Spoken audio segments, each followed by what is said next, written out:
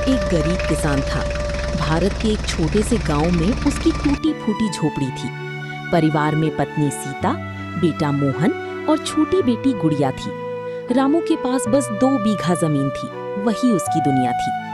कई सालों से बारिश धोखा दे रही थी, कभी सूखा, कभी ओलावृष्टि। खेत हर बार उजड़ जाते, कर्ज बढ़ता गया। एक शाम रामू घर आया तो बहुत उदास था। सीता ने पूछा, क्या हुआ जी? इतने उदास क्यों लग रहे हो? बाजार में कुछ परेशानी हुई क्या? साहूकार कह रहा था, अगर इस बार कर्ज नहीं चुका पाया तो हमारी जमीन छीन लेगा, और वही 2 बीघा खेत भी हाथ से चला गया तो हमारे पास जीने का सहारा ही नहीं बचेगा। एक दिन की बात है। उस रात रामू बिल्कुल सो नहीं पाया। घर का चूल्हा ठंडा पड़ा था, आंगन में सन्नाटा था। बच्चों को भूखे पेट सोते देखकर उसका दिल टूट रहा था। गुड़िया माँ से लिपटकर सो रही थी और मोहन थकान से वहीं जमीन पर पड़ा था। रामू उन्हें देखता रहा, उसकी आंखें भर आईं और मन ही मन सोचने लगा, क्या एक पिता होकर भी मैं अपने बच्चों को 2 वक्त की रोटी नहीं दे सकता?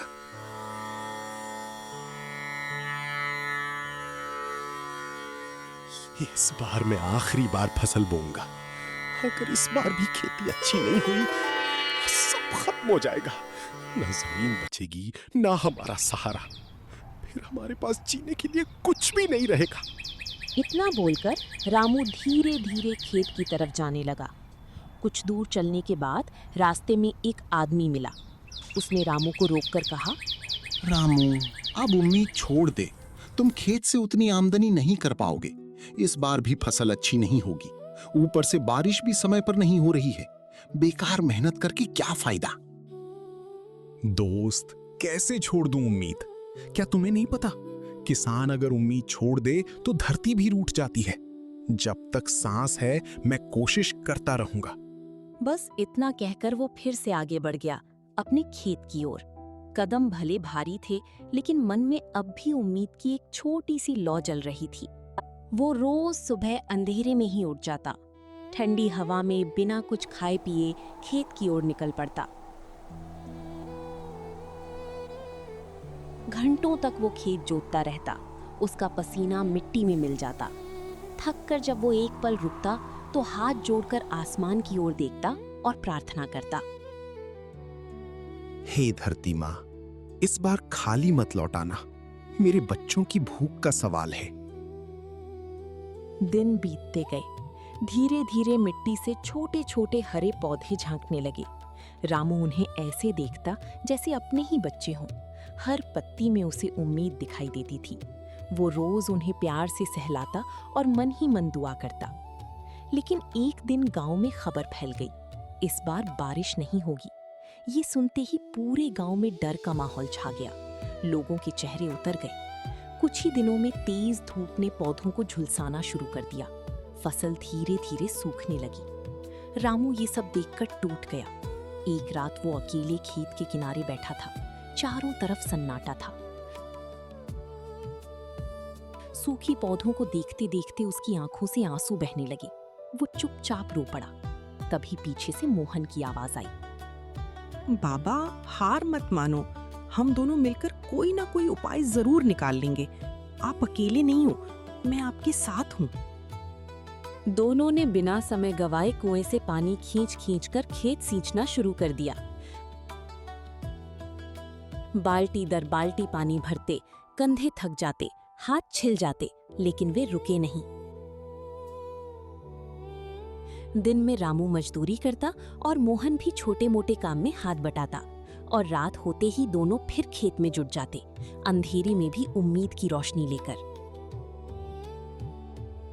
सीता अपने गहनों की आखिरी चूड़ियां बेच लाई। बेचने के बाद जो थोड़ा सा पैसा मिला वो उसने संभाल कर रामू के हाथ में रख दिया और धीमी आवाज में बोली, ये पैसे लीजिए, इसे बीज और खाद में लगा दीजिए। शायद इस बार हमारी मेहनत रंग ले आए।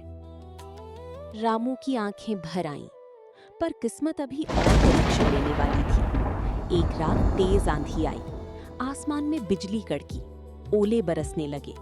रामू भागकर खेत पहुंचा। फसल झुक रही थी। वह हाथ जोड़कर बोला, भगवान दया करो, ये मेरी आखिरी फसल है।